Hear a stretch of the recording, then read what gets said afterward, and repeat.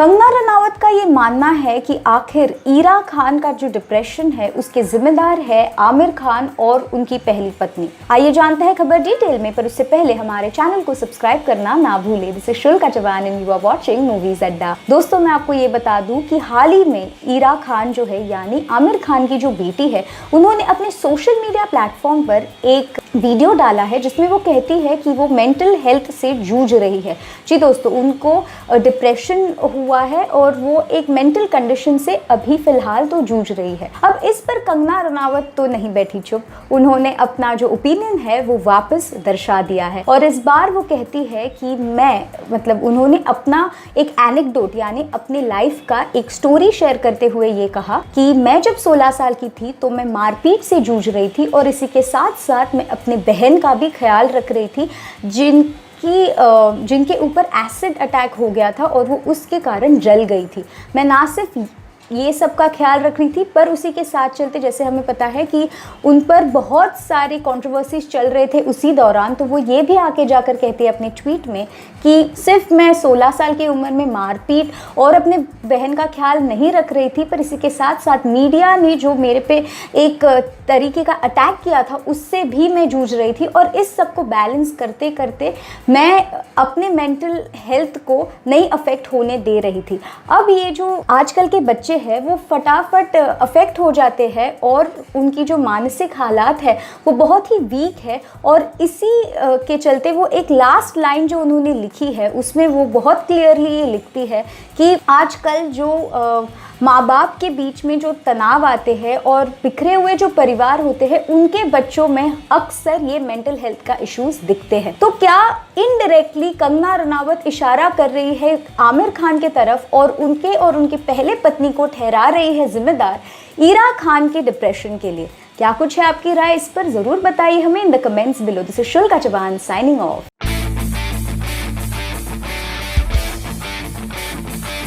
कंगना रनावत ने दी है अपनी स्ट्रॉन्ग रिएक्शन तनिष्क के एक एडवर्टाइजमेंट पर।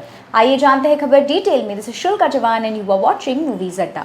दोस्तों, मैं आपको ये बता दूं कि हमारी जो कंगना रनावत है वो बहुत ज़्यादा स्ट्रॉन्ग ओपिनियनेटेड वुमन मानी जाती है हमारे बॉलीवुड में और इसी के चलते उन्होंने एक तनिष्क के जो ज्वेलरी ब्रांड है उसके ऐड पर कर दिया है कमेंट। अब आइए जानते हैं वो क्या कहती है। ये जो एडवर्टाइजमेंट है उसके बारे में मैं आपको बता दूं कि इस एडवर्टाइजमेंट में ऐसे दिखाया गया है कि एक हिंदू लड़की होती है और उसकी शादी हो जाती है मुस्लिम फैमिली में और जब वो प्रेग्नेंट रहती है तब वो जो मुस्लिम फैमिली है यानी उसके जो इन लॉज है वो उसको एक्सेप्ट करते हैं।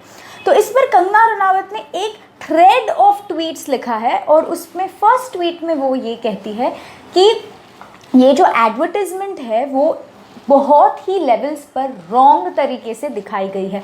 आखिर ये जो लड़कियां होती है वो इतनी दबी दबी क्यों है, उनको तभी क्यों एक्सेप्ट कर दिया जाता है जब वो किसी का भी वंशज जो है वो आगे बढ़ाती है, तब उसको क्यों आखिर एक्सेप्टेंस मिलती है। और आखिर ऐसा क्यों दिखाया गया है इस एड में कि एक हिंदू लड़की एकदम शाइली दबी दबी सी क्यों रह रही है एक मुस्लिम फैमिली में? क्या वो उसका खुद का घर नहीं है? क्या वो अपने ओपिनियंस, अपना जो धर्म है वो प्रैक्टिस नहीं कर सकती है? इसके बाद सेकंड ट्वीट में वो ये लिखती है कि ये जो समाज है हमारा वो हम हिंदुओं को, वो हिंदुइज्म के लिए हमेशा खड़ी रहती हुई नज़र आई है हमें।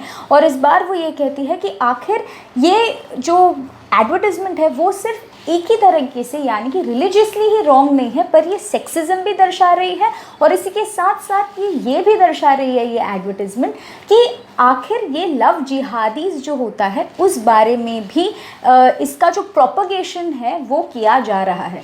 उसके साथ साथ तीसरे ट्वीट में वो ये भी कहती है कि हम सभी को बहुत सतर्क हो जाना चाहिए, हम हिंदुओं को सतर्क हो जाना चाहिए और ये देखना चाहिए कि सबकॉन्शियसली हमें ये जो क्रिएटिव टेररिस्ट है, उन्होंने क्रिएटिव क्रिएटर्स को टेररिस्ट कहा है और वो कहती है क्रिएटिव टेररिस्ट हमारे सबकॉन्शियस में ऐसा क्या ही इंजेक्ट कर रहे हैं और क्यों ऐसा सब इंजेक्ट करना चाहते हैं।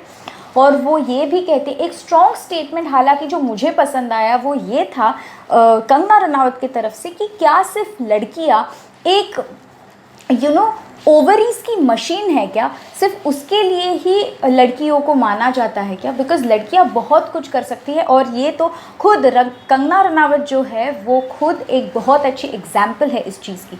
सो क्या कुछ है आपका कहना दोस्तों, क्या ये जो पॉइंट्स रखे गए हैं कंगना रनावत की तरफ से, क्या ये सही है? और अगर आपने ये एडवर्टाइजमेंट नहीं देखा है तो देखिए, और आपकी जो भी कमेंट है वो हमें ज़रूर बताइए in the comments below. This is Shulka Chauhan signing of.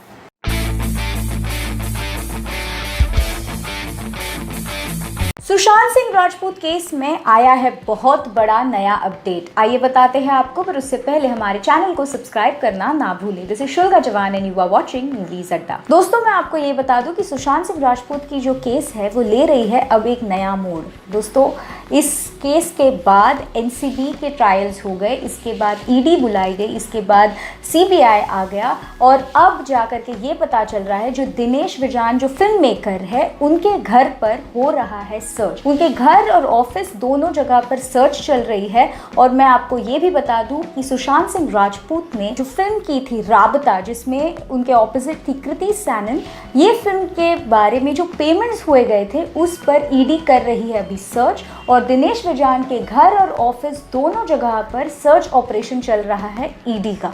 तो इस सर्च ऑपरेशन के बाद क्या ही सामने आएगा वो तो पता नहीं, पर देखते हैं कि अब ये जो सुशांत सिंह राजपूत का केस है, देखिए दोस्तों सुशांत सिंह राजपूत की डेथ को अभी 3-4 महीने के ऊपर हो गए हैं, और फिर भी हमारी जो सीबीआई है, ईडी है, जो एनसीबी है, कोई भी आखिर तक फाइनल कंक्लूजन पे नहीं पहुंच पा रहा है। तो क्या ही होगा इस केस में, क्योंकि अब हाल फिलहाल में हमें ये भी रिपोर्ट्स आ रही थी आगे कि एम्स के जो डॉक्टर्स हैं उन्होंने तो कह दिया कि इट वाज अ सुसाइड, पर अब भी सीबीआई पीछे नहीं हटी है, सीबीआई का प्रोब अब भी जारी है। तो अब देखना ये है कि फाइनल कंक्लूजन क्या ही आने वाला है ईडी, सीबीआई और एनसीबी के तरफ से। तो रहिए हमारे साथ अपडेटेड, और आपकी क्या राय है ये ज़रूर बताइए हमें in the comments below. This is Shulka Chauhan signing of.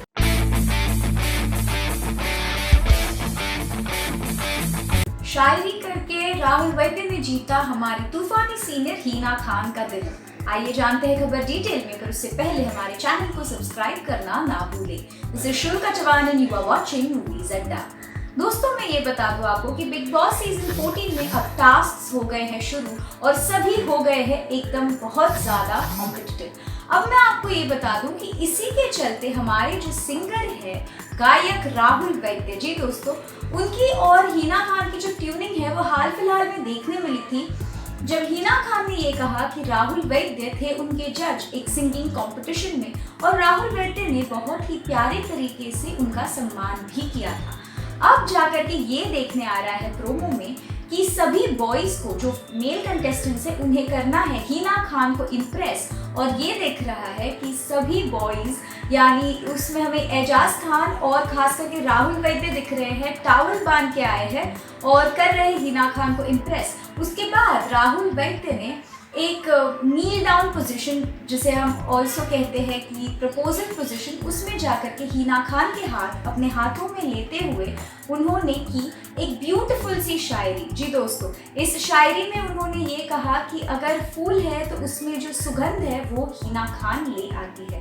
तो अब ये देखना है कि हीना खान उनके इस शायरी से हो गई है इम्प्रेस, और उन्होंने दे दिया है राहुल वैद्य को वो जो फूल है वो दे दिया है राहुल वैद्य को। अब ये देखना है कि जैसे हम सभी जानते हैं कि बिग बॉस का जो हाउस है वो बट गया है, और इसमें निशांत मालकानी और शहजाद जो है वो एक ग्रुप में है, जिसमें है पवित्र पूनिया और जैस्मिन भसीन भी। तो हीना ने उनको चैलेंज दे दिया है कि हमारे राहुल वैद्य और एजाज खान ने तो हीना का दिल जीत लिया है, अब ये देखना है कि जैस्मिन और पवित्रा के हेल्प से निशांत और शहजाद कैसे जीतेंगे हमारी तूफानी सीनियर हीना खान का दिल। तो रहिए हमारे साथ अपडेटेड, हम लाएंगे आपके लिए और भी कुछ खबरें।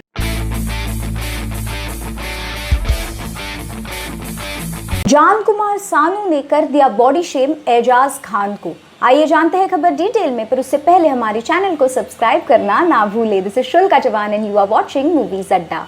दोस्तों मैं आपको ये बता दूं कि बिग बॉस सीजन 14 के चलते अब ये दिख रहा है प्रोमो में कि बिग बॉस हाउस के जो कंटेस्टेंट्स हैं उनको बिग बॉस ने कर दिया है डिवाइड। जी दोस्तों, इस डिवाइडेड टास्क में ये दिख रहा था कि ये एक फार्मिंग का टास्क था, और जो भी फार्मिंग ब्यूटीफुली करेगा वो हो जाएगा विनर। अब जैसे हम सभी को पता है कि पहले तो बिग बॉस में यूजुअली टास्क टीम्स के हिसाब से होते हैं। ये फर्स्ट ऐसा टास्क था जहाँ पर टीम्स डिवाइड हो गई थी और बिग बॉस के हाउस का हो गया था बंटवारा। अब मैं आपको ये बता दूं कि जैसे हम सभी को पता है कि निकी तंबोली हो गई है कंफर्म कंटेस्टेंट, और वो कंफर्म कंटेस्टेंट हो गई है इसलिए उनको बना दिया गया था संचालक। अब मैं आपको बताती हूँ कि फाइनली जान कुमार सानू ने एजाज खान को स्केलेटन क्यों बुलाया। अब क्या हुआ कि जान कुमार सानू और एजाज खान ये दोनों ऑपोजिट टीम्स में थे, वो एक टीम में नहीं थे। तो इन दोनों के बीच हो गई झपटा झपटी, फाइटिंग हो गई इन दोनों के बीच, और तब जा कर के जान कुमार सानू ने ये स्टेटमेंट किया कि ये देखो इनकी बॉडी स्केलेटन जैसे लगती है। जी दोस्तों, ये बहुत बड़ा स्टेटमेंट है और जान कुमार सानू ने कर दिया है बॉडी शेम एजाज खान को। अब दोस्तों ऑब्वियसली कोई भी शांत नहीं बैठने वाला। जैसे हम सभी को पता है ऑलरेडी बॉडी शेमिंग पे जो भी करता है उसको बहुत ज़्यादा ट्रोल किया जाता है और उसके हेटर्स बढ़ जाते हैं। तो क्या जान कुमार सानू के हेटर्स अब बढ़ते हुए नजर आएंगे? क्या कुछ है आपकी राय इस पर? ज़रूर बताइए हमें। दिस इज शुल्का जवान साइनिंग ऑफ।